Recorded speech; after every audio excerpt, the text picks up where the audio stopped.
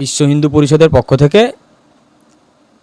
পূর্বাঞ্চলীয় যে ক্ষেত্রীয় কনভেনার অমিয় সরকার মহাশয় উনি এসে এখানে একটি জনস্বার্থের মামলা দায়ের করেছেন যে ভারতবর্ষের কালচার হচ্ছে সাধু সন্ত জ্যোতিষী এদেরকে নিয়ে। সেই দেশে এই রাজ্যের প্রধান হিসেবে মুখ্যমন্ত্রী তিনি যা বক্তব্য দিচ্ছেন সাধু সন্তদেরকে নিয়ে আক্রমণাত্মক বক্তব্য, হিংসাত্মমূলক বক্তব্য, তাতে বিভিন্ন জায়গায় হিংসা ছড়িয়ে পড়ছে এবং ওনার বক্তব্যের পরের দিনই বিভিন্ন জায়গায় হিংসা ঘটনা ঘটেছে। তাই আগামী দিনে যাতে না হয় তার ব্যবস্থা যাতে গ্রহণ করে কোর্ট, এবং মুখ্যমন্ত্রী যে বক্তব্য দিয়েছেন তার বিরুদ্ধে আইনি যাতে পদক্ষেপ গ্রহণ করা হয় সেটা দেখার জন্য কোর্টের কাছে উনি আবেদন জানিয়েছেন আজকের প্রধান বিচারপতি ডিভিশন বেঞ্চ। সেটা হচ্ছে উনি মুখ্যমন্ত্রী আছেন সেই জন্যই আপনারা কোশ্চেন করেন, সেই জন্যই কিছু অ্যান্সার দিতে হয়, না হলে কালকের পদরা চলে গেলে ওনার কথা কেউ শুনবে না আর ওনার এইসব পাগলামো কেউ দেখবে না।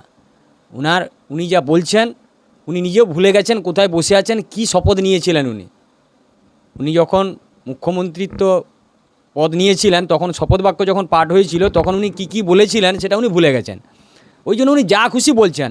আর এখন ভোটের বাজার প্রখর রৌদ্র, তাতে গরমে মাথার ঠিক নেই, যা তা বলছেন উনি, কোথায় কি বলছেন তার কোনো ঠিক নেই। উনি দেখতে পাচ্ছেন না, উনি দেখবেন কখনো বিভিন্ন ধর্মের বিভিন্ন ভেগ ধরে উনি, কিন্তু এখন আবার মহারাজদেরকেও ছাড়ছেন না।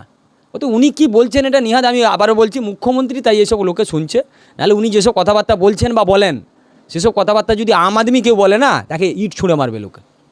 উনি জানেন কোথায় কোথায় কী উস্কানিমূলক কথা বললে কী কাজ দেয়, যে কারণে উনি যেদিন মহারাজদেরকে নিয়ে উল্টোপাল্টা বলেছেন তারপরের দিনই অ্যাকশান শুরু হয়ে গেছে।